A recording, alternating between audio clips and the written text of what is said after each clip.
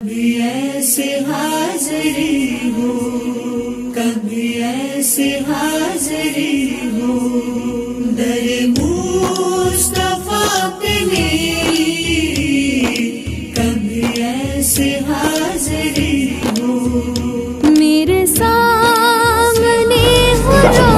بسم اللہ الرحمن الرحیم۔ قرآن کریم اور احادیث میں بے شمار جگہوں پر ایک مسلمان کو توبے کی ترغیب دلائی گئی ہے۔ اللہ تعالیٰ خود ارشاد فرماتے ہیں توبوا الی اللہ جمیعا، کہ اللہ کی بارگاہ میں سارے کے سارے رجوع کرو اور توبہ کرو۔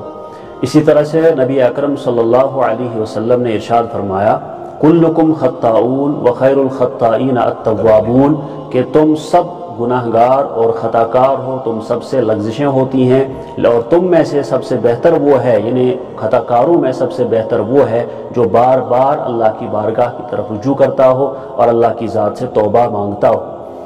تو پہلی بات تو یہی ہے کہ ہم سب جو بھی ہیں، ہم سب سے کسی نہ کسی درجے میں گناہ اور خطا اور لغزشیں ہوتی ہیں، تو یہ ہم نہیں سمجھ سکتے ہیں کہ ہم ان چیزوں سے مبرہ اور پاک ہیں۔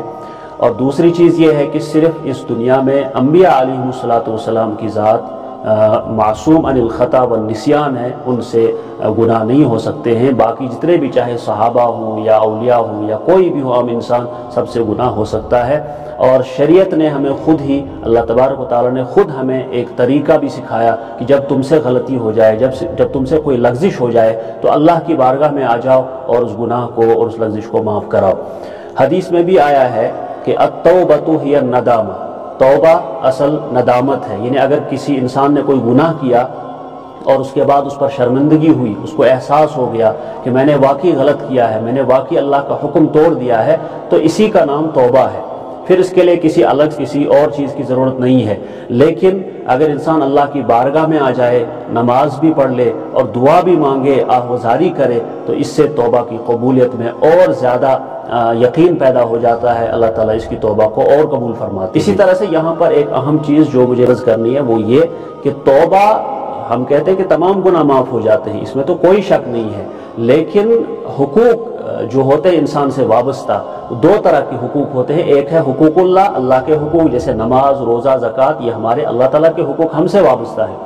دوسرے حقوق بندوں کے ہیں، مثلا کسی کی زمین ہڑپ کر لی، کسی کا پیسہ کھا لیا یا کسی کو کوئی تکلیف پہنچائی، یہ حقوق العباد کہلاتے ہیں۔